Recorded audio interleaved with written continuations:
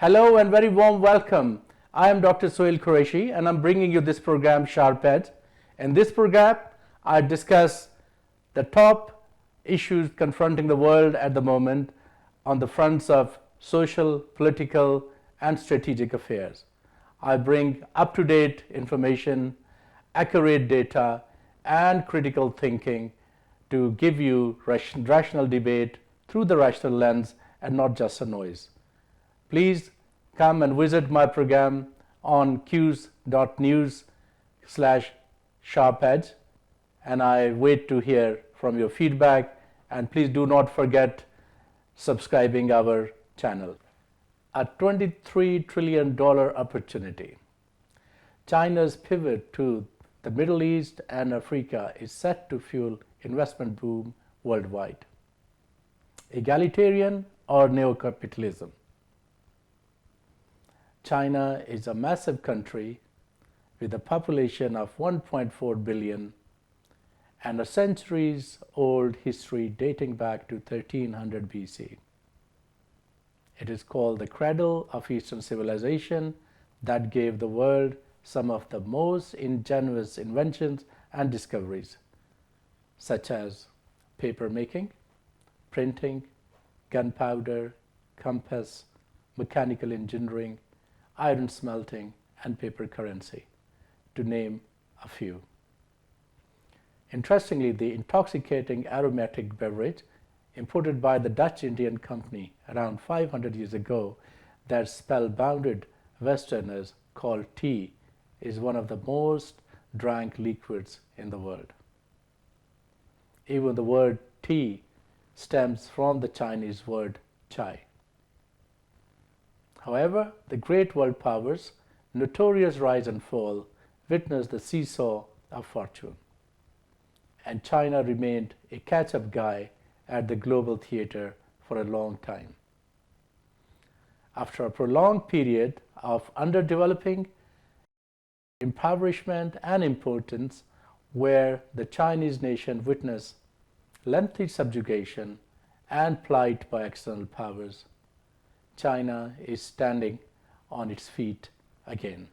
Often called the factory of the world, China has shown an incredible growth rate, manufacturing capabilities, innovations in science and technology, and sustained growth that has helped in wealth creation and alleviation of poverty for decades.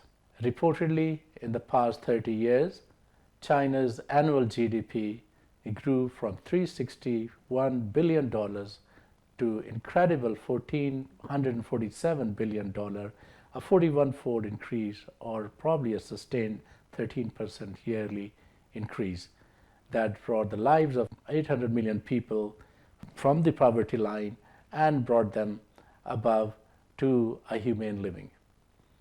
With more cash, China aims to be a world player in real-time social, economic, and political terms.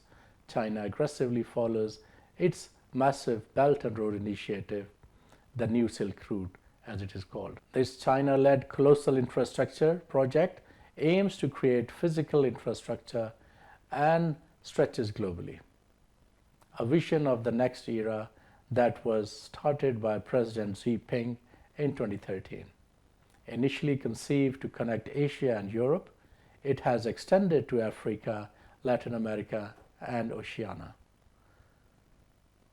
The unsettling reach and clout that China is gaining through its world vision and space it has attained has caused ripples in the ranks of global financial and political status quo forces headed by the USA and Western European states. IMF, World Bank, Goldman Sachs, and other financial institutes have been pressured to monitor and scrutinize China's financial transgression and its impact on people worldwide. Who is getting stronger, the Western world or the rest of the world? No one disputes that the United States will remain one of the world's leading powers far into the future. But it's also evident that the power is shifting all over the globe, and America's grip has slipped in some places. America has the most significant military, but there is an air of unease domestically, with the cost of involvement in faraway conflicts soaring. At the same time, American citizens suffer from inflation, inequality, and other financial challenges.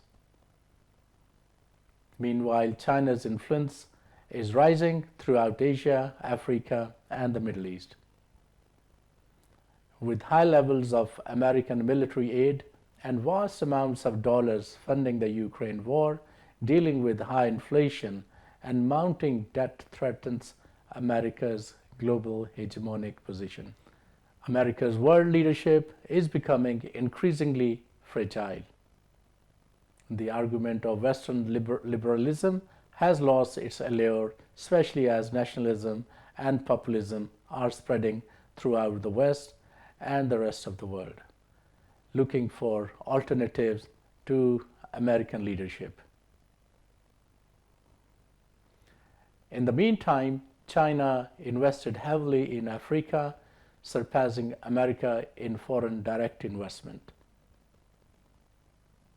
According to our South African resource, the 12 most resourced African rich countries, South Africa, DRC, Congo, Zambia, Ethiopia, Zimbabwe, Algeria, Ghana, Mozambique, and other, they house nearly 3/4 of China's FDI, or foreign direct investment, in the last few decades.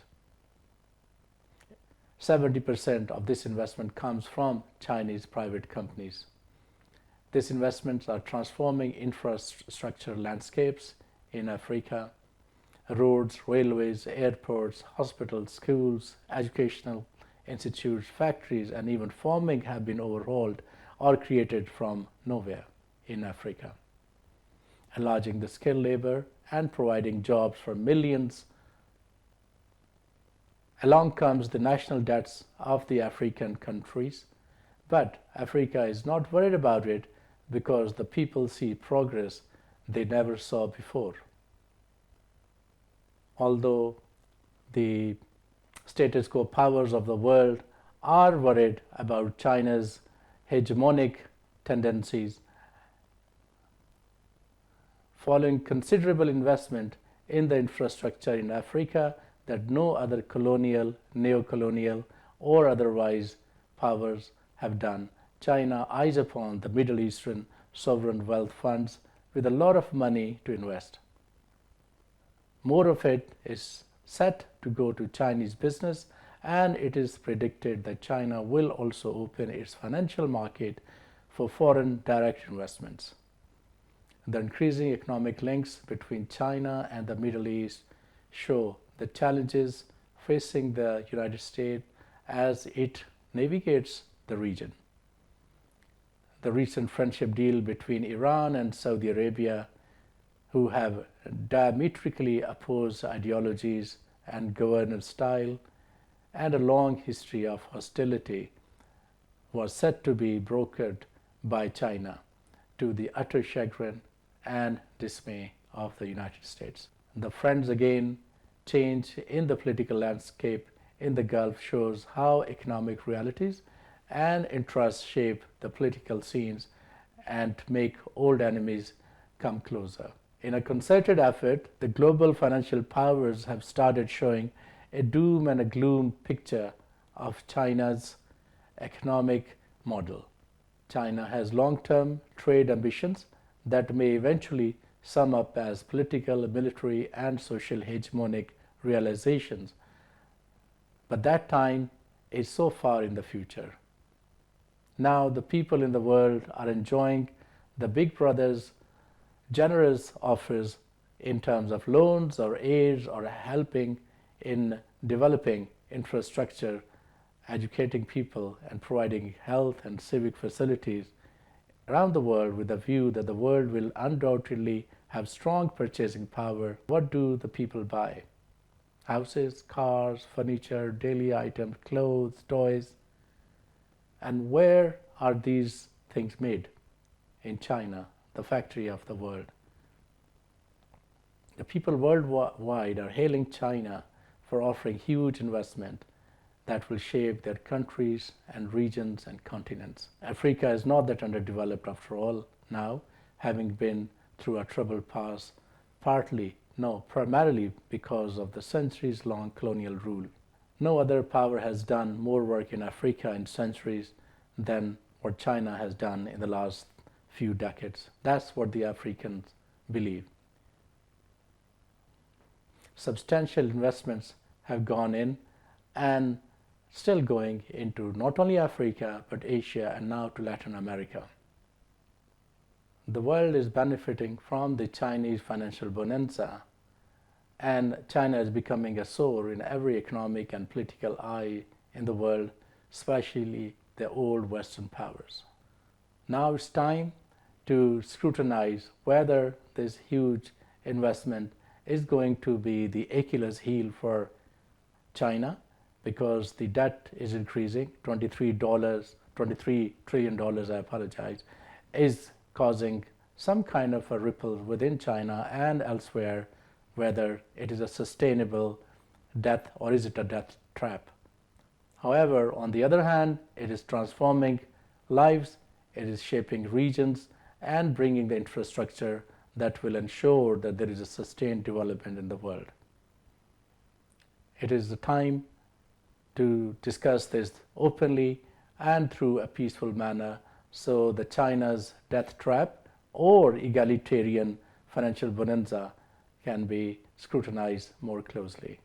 So I hope that this information will bring you some more and accurate analysis and understanding of what is happening with this China's huge social, economic and financial investment in the world. I hope you enjoyed this program today, and I leave it to your better judgment with the data and the critical analysis that I produced to judge whether the $23 trillion investment by the Chinese government through their Belt and Road Initiative is good for the world, or whether it is a new form of neo-colonialism and nothing to do with egalitarian values. We believe that this program will give you accurate information and the critical analysis that you deserve. So, until next, I say goodbye from our London studios, and you have a lovely day or afternoon or evening wherever you are, and the rest of the day. Thank you.